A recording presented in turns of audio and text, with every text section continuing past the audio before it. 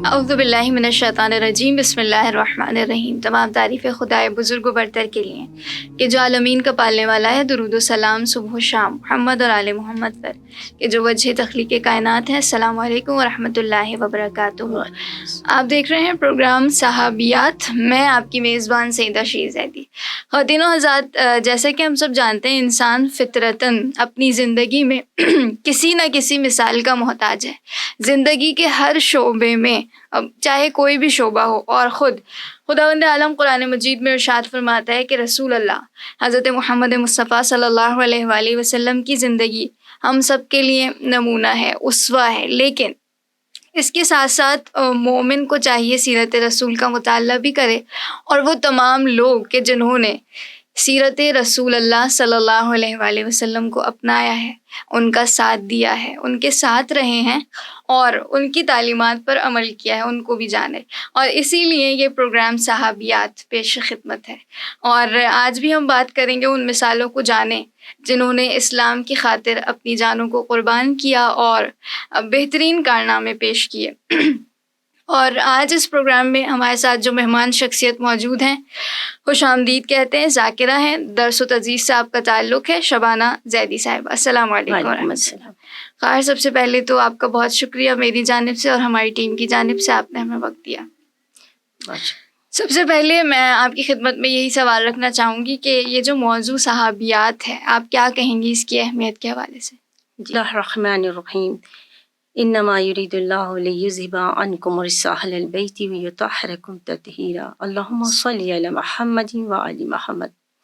جی خواہ، سب سے پہلے تو میں خود آپ کا شکریہ ادا کرنا چاہوں گی کہ اتنے اہم اور اتنے خوبصورت موضوع کے لیے آپ نے مجھے گفتگو کا موقع فراہم کیا۔ پھر جو آپ کا سوال ہے اس گفتگو کے بارے میں، جو آپ صحابیات کے بارے میں کر رہی ہیں اور لوگوں کو ایک مثال دے رہی ہیں کہ وہ خواتین جو ہیں وہ کس طرح سے آج کی مثال بن سکتی ہیں، تو اس کے لیے ہم سب سے پہلے پروردگار عالم کے کلام بلاغت کی طرف جائیں گے، جہاں پروردگار عالم مجھ سے، آپ سے سوال کر رہا ہے، حل جزاء الاحسان الا الاحسان، بے شک، کیا احسان کا بدلہ احسان کے علاوہ کچھ اور ہو سکتا ہے؟ بے شک، نہیں۔ تو دیکھیں، ہم آپ اس وقت پرچم اسلام کے سائے میں زندگی گزار رہے بے ہیں، شک، تو ہم خواتین کو دین اسلام کا یہ احسان فراموش نہیں کرنا چاہیے، بھولنا نہیں چاہیے بے شک، کہ صدر اسلام نے اس عورت کو کیا مقام دیا ہے، یعنی دور جاہلیت میں پڑی ہوئی عورت کو مقام دیا، اور یہ بات واضح کر دی کہ معاشرے میں مرد و زن برابر ہیں اور دونوں معاشرے کا ایک حصہ ہیں۔ عورت کے بغیر نہ گھر چل سکتا ہے، نہ معاشرہ تشکیل پا سکتا ہے، اور نہ کوئی تحریک چل سکتی ہے، بے شک، یہ واضح کر دیا۔ اسی کے پیش نظر ختمی مرتبت نے عورت کو ایک مقام دیا اور بتایا کہ وہ معاشرے کے لیے اتنی مؤثر ہے، معتبر ہے، مقدم ہے، بے شک، وہ معاشرے میں ایک اکائی کی حیثیت سے رہتی ہے۔ اور آپ نے سب سے پہلے جب آغاز اسلام ہو رہا ہے تو آپ نے اس عورت کو جو مقام دیا ہے کہ یہ عورت کس قدر اپنے اندر کی صلاحیت رکھتی ہے، اور دیکھیں یہ بہت بڑا احسان ہے خواتین پر سرکار دو عالم کا کہ دور جہالت کے اندر، جاہلیت ہم کہیں گے کہ اس میں عورت رسم و رواج کی زنجیروں میں جکڑی ہوئی تھی، یعنی کہ اس زمانے میں جو سرخ آنکھوں والا اونٹ ہوتا تھا بہت قیمتی ہوتا تھا، ایک سرخ آنکھوں والے اونٹ پر 100 عورتیں بطور کنیز قربان کر دی جاتی تھیں۔ خواتین کو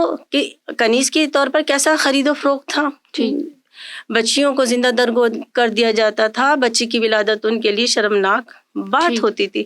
رسول اللہ نے باور کرا دیا، نہیں، عورت ایک بہت بڑا مرتبہ رکھتی ہے اور یہ خدا کا انعام ہے، خدا کی رحمت ہے، اس کا معاشرے میں ایک مقام ہے۔ اچھا، جہاں ختمی مرتبت نہیں بتایا کہ عورت معاشرے کے لیے مؤثر بھی ہے، معتبر بھی ہے، مقدم بھی ہے، وہاں عورت کو بھی اس کے فرائض کی طرف متوجہ کیا، کیونکہ دیکھیں دین اسلام وہ مذہب ہے کہ جس نے انسان کے کسی پہلو کو تشنا نہیں رکھا۔ بے شک، بالکل، ہر موضوع پہ اس نے گفتگو کی۔ جہاں اسلام عورت کو ایک مقام دے رہا ہے، ہاں، تو وہاں عورت کی کے لیے حدود بھی قائم کر رہا ہے کہ اس میں رہتے ہوئے آپ اپنے تمام فرائض کو انجام دے سکتی ہو. اور پھر دیکھیں رسول گرامی نے جہاں عورت کو اتنا مقام دیا کہ گھروں سے آپ میدان جنگ تک لے کر آ گئے، تو اسی خواتین کو کہ بتایا کہ دیکھو تمہاری جو جہاد ہے سب سے پہلے وہ گھر ہے. صحیح. پہلے گھرداری ہے، شوہرداری ہے، اور بچوں کی تربیت ہے. جب ہم ان خواتین کا ذکر کریں گے تو بتائیں گے کہ ان خواتین نے میدان میں تو جو جنگ کی ہے لیکن انہوں نے گھر میں بھی جنگ کی، بچوں کی بہترین تربیت کی اور اس دور میں تربیت کی. لہٰذا اس موضوع پہ گفتگو کی جانی چاہیے، بہت ضروری ہے آج کے لیے، کیونکہ یہ انسان کی فطرت ہوتی ہے کہ وہ کسی کو اپنا رول ماڈل بناتا ہے. کیا بات ہے. خواتین و آزاد بات کا بہترین طریقے سے آغاز ہو گیا ہے اور اس موضوع کی اہمیت پر ہم آپ کی خدمت میں گفتگو پیش کر رہے ہیں، اور یہ جاننا بھی بہت زیادہ ضروری ہے کہ خداوند عالم جس کو جیسا مقام دیتا ہے پھر اس کی ذمہ داری بھی ویسے ہی ہے. اچھا خواہر، جہاں آپ نے اس موضوع کی اہمیت پر روشنی ڈالی، یہ بھی بتائیے گا کہ عہد نبوی میں وہ کون سے کارنامے تھے جو خواتین انجام دے رہی تھی؟ اگر ہم عہد نبوی میں خواتین کے کارناموں کو دیکھیں تو ایک بہت بڑی لسٹ ہے کہ انہوں نے مطلب وہ اپنے وقت کی ڈاکٹر بھی تھیں، اپنے وقت کی خانہ دار خواتین بھی تھیں، اچھی مہمان نواز بھی تھیں، اور بہت زیادہ انہوں نے ختمی مرتبت کے ساتھ جو ہے وہ کام کیے ہیں. یعنی اس دور میں عورت جس کیپیسٹی میں تھی اس نے اس کے مطابق کام کیا. کوئی ہنرمند تھی تو اس نے اپنے ہنر کے ذریعے کیا، کوئی کاربند تھی تو اس نے اپنے کام کے ذریعے کیا. جو جس میں جتنی صلاحیت تھی اس نے اپنی خدمت کو رکھ دیا، جد و جہد میں مکمل حصہ لیا. اس میں بہت سی خواتین ہیں کہ جن پہ ہم ذکر کر سکتے ہیں کہ انہوں نے کس طرح سے اس میں حصہ لیا ہے. ٹھیک ہے. اچھا، اسی کے ساتھ یہ بھی بتائیے کہ کیونکہ ہم کوشش کرتے ہیں کہ ہر پروگرام میں کسی نہ کسی خاتون کو انٹروڈیوس کروائیں، تو آج کے پروگرام میں آپ کس خاتون کے حوالے سے بات کرنا چاہیں گے؟ کس صحابیہ کا ذکر کرنا؟ صحابیات میں سے دیکھیں سب سے پہلے جو ایک صحابیہ جن کے لیے میں بہت ان سے بہت وہ ہوئی کہ حضرت شفا بنت عبداللہ. اچھا، ان کا ایک نام ہمیں ملتا ہے لیلا، اور ان کی ماں کا نام فاطمہ بنت وہاب ہے.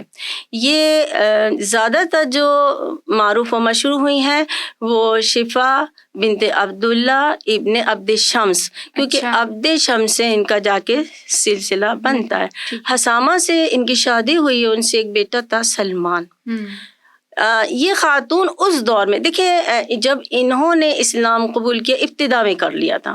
اب آپ یہ دیکھیں کیسے دور جاہلیت میں سے عورت نکل کر آ رہی ہے اور کس مقام پہ اور کن فرائض کو انجام دے رہی ہے. توجہ کی بات یہ ہے کہ جیسے ہی انہوں نے اسلام قبول کیا تو ان کی صلاحیتیں آئی ہیں. دیکھیں ہر انسان میں خدا نے کوئی نہ کوئی صلاحیت رکھی ہے، بس اس کو سمجھنا پڑتا ہے اور باہر لانا پڑتا ہے. رسول اللہ جانتے تھے کہ خواتین کے اندر خدا نے بہت صلاحیتیں رکھی ہیں.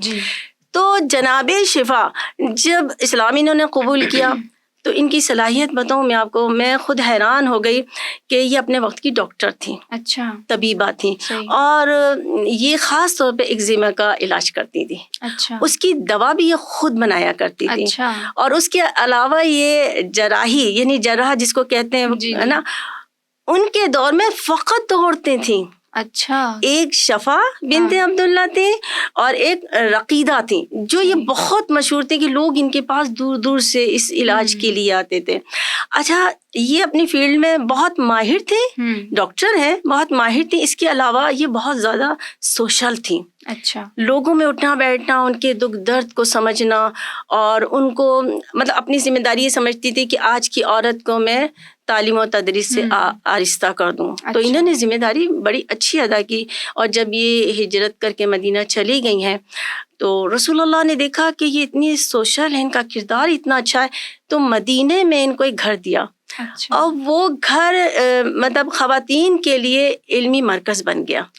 کہتے ہیں کہ وہاں یہ تعلیم و تدریس کی فرائض انجام دیتی تھیں. نہ صرف کہ خواتین آتی تھیں بلکہ میں آپ کو بتاؤں کہ اصحاب بھی آ کے ان سے طب کی تعلیم لیتے تھے. سبحان اللہ. اور یہ بھی تاریخ بتاتی ہے کہ ایک زوجہ رسول کو بھی انہوں نے طب سکھائی ہے. خواتین ان سے آ کے قرأت سیکھتی تھیں، ان سے دین کی تعلیم لیتی تھیں، ان سے طب سیکھتی تھیں. اور یہ بھی ہے کہ یہ اتنے دیکھیں تعلیم کے ساتھ اچھا کردار ہونا، اچھا اخلاق ہونا بڑی بات ہے. ہاں، تعلیم کے ساتھ تربیت بھی، تربیت ضروری ہے نا. سب سے زیادہ اخلاق کا اچھا ہونا ضروری ہے. تو دیکھیں اتنی نفیس خاتون تھیں کہ مدینے میں رسول اللہ جب تبلیغ کے لیے نکل جایا کرتے تھے اور دوپہر ہو جاتی تھی تو قیلولہ کرنے کے لیے ان کے گھر آتے تھے. انہوں نے رسول اللہ کے لیے خاص بستر رکھا تھا، خاص جگہ رکھی ہوئی تھی کہ جس پہ وہ آرام کیا کرتے تھے. تو اور پھر یہ بھی کہتے ہیں کہ یہ صرف یہ نہیں کہ یہ ایک اچھی ڈاکٹر تھی، بلکہ کہتے ہیں یہ کردار و عمل کے ساتھ زہد و تقویٰ بھی رکھتی تھیں. بے شک بے شک. اور رسول اللہ کی وفات کے 9 سال کے بعد انہوں نے وفات پائی. انہوں نے عمر بھی جو ہے نا بہت اچھی پائی ہے. اور بس یہ کہ یہ بہترین ڈاکٹر تھیں اپنے وقت کی. خواتین و حضرات، شفا، جناب شفا کا تذکرہ ہے، اور ان کا آپ نے جانا کہ کس انداز سے انہوں نے اپنی بہترین زندگی گزاری ہے عہد نبوی میں. اور یہ بات بڑی پیاری مجھے لگی کہ انسان تعلیم یافتہ ہو یہ کافی نہیں ہے، اس کی تربیت ہونا بھی انتہائی ضروری ہے. تو میں یہ چاہوں گی کہ آپ آج کیا دیکھتی ہیں کہ انسان تعلیم یافتہ زیادہ ہے، اس کی تربیت ہو پا رہی ہے یا نہیں ہو پا رہی؟ اس حوالے سے بھی ہمیں بتائیے گا. بہت مشکل سوال ہے. تعلیم بہت ہے، ٹھیک ہے، تعلیم بہت ہے، تربیت نہیں ہے. تربیت نہیں ہے، تربیت کی کمیاں ہیں. ٹھیک ہے. اگر آج جتنی تعلیم ہے اور تعلیم حاصل کرنا آج مشکل بھی نہیں ہے، صحیح ہے نا. جتنا آسان ہے اور جتنی تعلیم ہے، اگر اس کے ساتھ اتنی ہی تربیت ہو تو آج آپ ہمارا معاشرہ دیکھیں، یہ جو معاشرہ ہمیں نظر آ رہا ہے نا، یہ معاشرہ نہ ہو. صحیح. کیونکہ جب ہم بچوں کی طرف دیکھتے ہیں، خاص کر جو میں نے کہا نا، میں خود بھی درس و تدریس سے وابستہ ہوں، میں دیکھتی ہوں بچوں کو قرآن کی تعلیم دیکھتی ہوں، تو مجھے جو چیز ہر روز ایک ستاتی ہے اور مجھے بری لگتی ہے، تربیت کی بہت زیادہ کمی ہے. ہمیں بہت زیادہ توجہ دینی ہے. اور یہ جانتے ہوئے دیکھیں، میں نے ایک جگہ یہ بیان کیا تھا کہ ہم اصل میں ماضی کو بھول چکے ہیں. ہم سمجھے کہ جو ماضی میں لوگ گزرے ہیں، جو اچھے بھی گزرے برے بھی گزرے، وہ اچھائی برائی ان کے ساتھ ختم ہو گئی. وہ ختم نہیں ہوئی ہے. وہ ایک سوچ ہے، وہ ایک فکر ہے جو چلی آ رہی ہے. اگر ہم وہاں سے اچھائی لے کر آج اپنے آپ کو سنواریں گے تو یقیناً ایک بہترین فرد بنیں گے معاشرے کے. بے شک. نوزاد، ظاہر ہے کہ تعلیم انسان حاصل کرتا ہے، اور تعلیم کا حاصل کرنا انتہائی ضروری بھی ہے، اہم بھی ہے. اور اس کے ساتھ ساتھ تربیت کی کیونکہ ہمارے یہاں فقدان ہے، تو خواہر آپ نے جیسے کہ بتایا کہ تربیت بہت کم نظر آتی ہے، اس میں اخلاق ہیں اور تمام چیزیں. لیکن آپ کیا سمجھتی ہیں یہ کس کی ذمہ داری ہے کہ بہترین تربیت سے آراستہ کرنا اپنی اولاد کو؟ دیکھیں، میں نے آغاز میں آپ کو کیا کہا تھا کہ دین اسلام نے عورت کے لیے فرائض بھی بتائیں، اس کو اس کی طرف متوجہ کیا. تو پہلا فریضہ عورت کا کیا ہے؟ گھر. جی ٹھیک ہے نا، کہ بچوں کی وہ اچھی تربیت کرے، کیونکہ ایک عورت ایک معاشرے کو بناتی ہے. صحیح. اگر ایک بچہ صحیح ہے تو ایک معاشرہ صحیح ہے، اور اگر ایک بچے کی تربیت صحیح نہیں ہے تو سمجھے ایک معاشرہ خراب ہے. یہ جو بگڑے ہوئے معاشرے کی وجہ ہے وہ ایک ماں ہے. دیکھیں، ٹھیک ہے ذمہ داری باپ کی بھی ہوتی ہے، لیکن ظاہر ہے باپ اگر باہر نہیں نکلے گا، کمائی نہیں کرے گا تو بچوں کی تعلیم کیسے ہو سکتی ہے اور تمام اخراجات کیسے ہو سکتے ہیں. حالانکہ عورتوں کو اس وقت اپنی ذمہ داری کو بھرپور طریقے سے نبھانا چاہیے اور سمجھنا چاہیے کہ یہ بہت زیادہ مشکل وقت ہے. اچھا، جو وقت گزر گیا وہ اتنا مشکل نہیں تھا. ہم دیکھ رہے ہیں کہ آج کا وقت بہت زیادہ مشکل ہے، اس میں بہت سی چیلنجز ہیں جس کا سامنا ہمارے بچوں کو کرنا ہے. تو ان چیلنجز سے جو ہے کہ برداشت کرنے کے لیے اور نبٹنے کے لیے ایک ماں کو اپنے بچوں کو تیار کرنا ہے. تو یہ ماں کی سب سے بڑی، اور دیکھیں نا رسول اللہ نے یہ کہہ دیا نا کہ عورت کا جہاد اس کا گھر ہے. صحیح ہے. جب وہ یہ جہاد میں ہی کامیاب نہیں تو آگے کیسے کامیاب ہو سکتی ہے؟ اچھا، آپ کی گفتگو سے میرے ذہن میں ایک اور سوال آیا ہے، اور وہ یہ ہے کہ آپ نے جیسے کہا عورت کا جہاد جو ہے وہ گھر میں ہے، تو گھریلو زندگی اگر عورت اپنی گزارتی ہے تو اس کی پذیرائی کب کی جاتی ہے؟ یعنی صبح سے لے کر رات تک ایک عورت کام کرتی ہے، بچوں کی اچھی تربیت کرتی ہے، تو انسان یا مرد یہ کہتا ہے کہ تم کرتی کیا ہوگا؟ آپ کسے پذیرائی چاہتی ہیں؟ دیکھیں، اس کی پذیرائی معلوم ہے کیا ہے؟ جب بچہ قابل ہو کر صحیح. کہیں کھڑا ہوتا ہے تو کہتے ہیں کہ دیکھو یہ بچہ کتنا قابل ہے، یہ پذیرائی ہے. یہ نوزاد واقعاً بہترین گفتگو ہو رہی ہے، اور ظاہر ہے کہ جہاں خواتین بہترین انداز سے اپنے گھر میں جہاد کا کام انجام دیتی ہیں تو وہاں مردوں کو بھی چاہیے ان کو سپورٹ کریں، اور یہ پذیرائی اگر وہ نہ دیں تو خود خاتون میں یہ قابلیت ہو، اور ایک خاتون اتنی شعور تو رکھتی ہو کہ وہ یہ سوچے کہ میں اگر یہ کر رہی ہوں تو یہ حضور کا فرمان ہے. اس حوالے سے بھی آپ مزید میں چاہتی ہوں بات کیجیے کہ گھریلو کاموں میں خواتین کس طرح سے حصہ لیں اور اس کی اہمیت کو بھی آپ واضح کریں. دیکھیں عورت کے لیے یہ ایک مقام بہت بڑا رسول اللہ نے بتایا کہ اگر مزاج کا شوہر اچھا نہ ہو اور اس کے مزاج کو برداشت کرے تو یہ اس کا سب سے بڑا جہاد، اور وہ جنتی عورتوں میں ہوتی ہے. ٹھیک ہے، ٹھیک ہے نا. اچھا، دوسرا آپ نے جو سوال کیا ہے گھر کے حوالے سے، وہ کیا آپ نے مجھ سے کیا تھا ابھی؟ میں یہ پوچھنا چاہتی تھی کہ گھر کے حوالے سے ایک خاتون اگر گھر میں کام کر رہی ہے اس کی فضیلت اہمیت کیا ہے؟ ہاں، جناب فاطمہ تو زہرا سے کسی نے سوال کیا تھا کہ عورت جو ہے اللہ کے قریب کب ہوتی ہے. دیکھیں خدا کا قرب حاصل کرنے کے لیے کتنی عبادتیں کی جاتی ہیں. کیا بات ہے. ہاں، شب قدر کیا ہے؟ اللہ کا قرب حاصل کرنا ہے. یہ تمام ایام میں بہت زیادہ عبادت کرنا، روزے رکھنا، خدا کا قرب حاصل کرنا ہے. اور مولا کا ہے جس نے اللہ کو پایا اس نے کیا کھویا، ہے نا. جب قرب حاصل کریں گے تو خدا ملے گا. جب پوچھا بی بی فاطمہ سے کہ عورت مرد کے اللہ تعالیٰ کے کب قریب ہوتی ہے، کہا جب اپنے شوہر کے گھر میں کام کرتی ہے. یعنی اگر وہ ایک چیز کو اٹھا کے دوسری جگہ بھی رکھتی ہے تو اس کو اس کا ثواب ملتا ہے، اجر ملتا ہے. بے شک ایسے ہی ہے. خیر بہت بہترین آپ نے گفتگو کی، لیکن میں چاہتی ہوں اس پروگرام کے بالکل آخری لمحات ہمارے پاس ہیں، کیا ہم پیغام دینا چاہیں گے؟ جی، میرا بالکل خواتین کے ساتھ پیغام ہے کے لیے پیغام یہ ہے کہ وہ اس وقت اپنی ذمہ داریوں کو سمجھیں. جی، سب سے زیادہ ہے کہ وہ سمجھیں کہ ہماری یہ ذمہ داری ہے، اسے احسن طریقے سے ادا کریں. دیکھیں جب تک عورت سمجھے گی نہیں کہ مجھے کرنا کیا ہے، ہاں، اور اس کے کیا جو ہے اس کا نتیجہ کیا ہوگا، جب تک وہ سمجھے گی نہیں تو اس کو فرائض کو ادا کر ہی نہیں سکتی. تو ظاہر ہے آج کی عورت کے لیے ضروری ہے کہ وہ اپنے اوپر توجہ دے. زیادہ دوسروں پہ توجہ دیں گے، پہلے اپنے اوپر توجہ دے کہ میں کس طرح سے ایک اچھا گھر لے کے چل سکتی ہوں. اور دنوں حضرات، آپ نے آج کا پروگرام دیکھا، یقیناً آپ کو پسند آیا ہوگا. پروگرام صحابیات کو لے کر پھر آپ کی خدمت میں حاضر ہوں گے. میں بہت شکریہ ادا کرنا چاہتی ہوں. ہمارے ساتھ موجود تھی ذاکرہ شبانہ زیدی صاحبہ، آپ کی آمد کا بہت بہت شکریہ. ساتھ ہی اپنی میزبان سیدہ شیخ زیدی کو اجازت دیجیے، بے امید دیدار. خدا نگہدار.